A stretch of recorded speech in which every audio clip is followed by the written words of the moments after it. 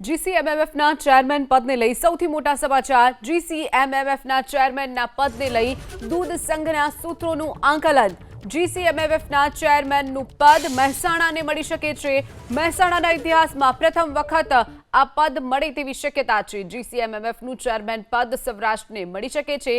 જીસીએમએમએફનું vice chairman પદ રાજકોટ અથવા અમરેલી દૂધ સંઘને મળી શકે છે, તો વાઇસ ચેરમેનનું પદ શામળભાઈ પટેલ જીસીએમએમએફના ચેરમેન પદે રિપીટ થાય તેવી પણ શક્યતાઓ છે। આ અંગે જ વધુ વિગતો સાથે સંવાદદાતા હિરેન રાજગુરુ આપણી સાથે જોડાઈ ગયા છે।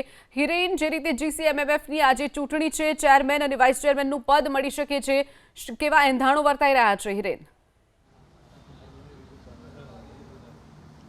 જો દૂધ સંઘ સાથે જોડાયેલા સંકળાયેલા સૂત્રોએ આંકલન કર્યું છે એ મુજબ જ્યારથી જીસીએમએફ અસ્તિત્વમાં આવ્યું ત્યારથી મહેસાણાને અત્યાર સુધી એક પણ વાર ચેરમેન પદ મળ્યું નથી। આ વખતે મહેસાણાને ચેરમેન પદ મળે એ મુજબનું આંકલન કરવામાં આવી રહ્યું છે। આ ઉપરાંત જો મહેસાણાને એટલે કે ઉત્તર ગુજરાતને ચેરમેન પદ મળે તો વાઇસ ચેરમેન પદ સૌરાષ્ટ્રમાં જાય એ પ્રકારેની માહિતી પણ હાલ આંકલન સ્વરૂપે મળી રહી છે। સૌરાષ્ટ્રની અંદર પણ રાજકોટ અને અમરેલી આ બે એવા દૂધ સંઘ છે, જિલ્લા દૂધ સંઘ, કે જેને આ વાઇસ ચેરમેન પદ મળી શકે છે। રાજકોટની ગોપાલ ડેરીના ચેરમેન ગોરધન ધામેલિયા છે, જેને વાઇસ ચેરમેન પદ મળી શકે છે જીસીએમએફનું।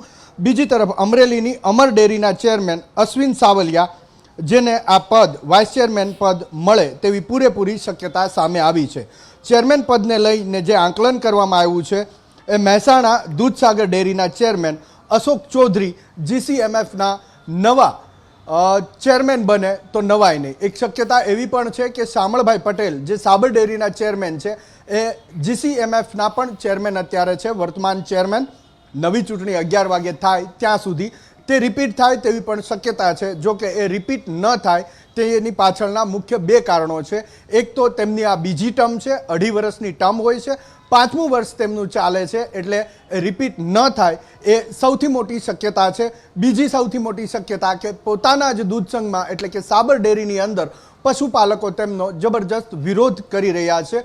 વિરોધના પગલે આંદોલન પણ ચાલી રહ્યું છે અને ઘર્ષણ પણ થયો હતો। મૂળભૂત બાબત હતી ભાવફેરની, જે ભાવફેરને લઈ અને દરેક પશુપાલક એવું ઈચ્છતો હોય કે તેમનું દૂધ સંઘ તેમને સારામાં સારો ભાવફેર આપે। એ ભાવફેર ન મળતા પશુપાલકો આંદોલનના માર્ગે ચડ્યા હતા, જેમાં પોલીસ ઘર્ષણ પણ થયું હતું। તો આ બે સૌથી મોટી બાબત છે ચેરમેન શામળભાઈ પટેલ રિપીટ ન થાય તેની પાછળનું। આ ઉપરાંત મહેસાણાને ચેરમેન મળે તો એની પાછળનું એકમાત્ર કારણ એ પણ છે કે મહેસાણાને અત્યાર સુધી ક્યારેય જીસીએમએફના ઇતિહાસમાં ચેરમેન પદ મળ્યું નથી, જેના કારણે આ ચેરમેન પદ મળી શકે। આ થઈ દૂધ સંઘની વાત। હવે એની પાછળની પોલિટિકલ વાત કરીએ તો અત્યારે મહેસાણાની દૂધસાગર ડેરીને લઈને પણ કેટલાક વિવાદો ચાલે છે। ત્યાં સુધી કે ચેરમેન ઉપર ભ્રષ્ટાચારના પણ આરોપ લાગી ચૂક્યા છે અને એ જે લાફાકાંડ બહાર આવ્યો હતો એ લાફાકાંડ ક્યાંક જાતિ સમીકરણ સુધી, જાતીય ઘર્ષણ સુધી પણ પહોંચ્યો હતો। કારણ કે એક તરફ ચૌધરી તો બીજી તરફ પટેલ, આવી વાતો પણ સામે આવી હતી અને એની વચ્ચે પાસ જે કમિટી છે, પાટીદાર અનામત આંદોલન કમિટી, એ ફરીથી સક્રિય થઈ અને તેમણે તેમના જે મુદ્દા હતા એ મુદ્દાની અંદર આ એક મુદ્દો પણ ઉમેર્યો હતો। ભારતીય જનતા પાર્ટી જો આ તમામ બાબતોને શાંત કરવા માંગતી હોય અને પાસને ઉગતી જ ફરીથી ડામી દેવા માંગતી હોય તો કદાચ વિપુલ ચૌધરીને જીસીએમએફના ચેરમેન તરીકે નિમણૂક કરી શકે છે। આ પોલિટિકલ આંકલન છે। તો સૌથી મોટા સમાચાર અત્યારે એ છે ચેરમેન પદ મહેસાણા, વાઇસ ચેરમેન પદ સૌરાષ્ટ્રમાં રાજકોટ અથવા તો અમરેલીને મળી શકે છે। ચોક્કસથી હિરેન, જોડાવા બદલ અને માહિતી બદલ આપનો આભાર। સવારે 11 વાગે કલેક્ટર સાહેબના અધ્યક્ષ સ્થાને ફેડરેશનના ચેરમેન અને વાઇસ ચેરમેનની ચૂંટણી થશે।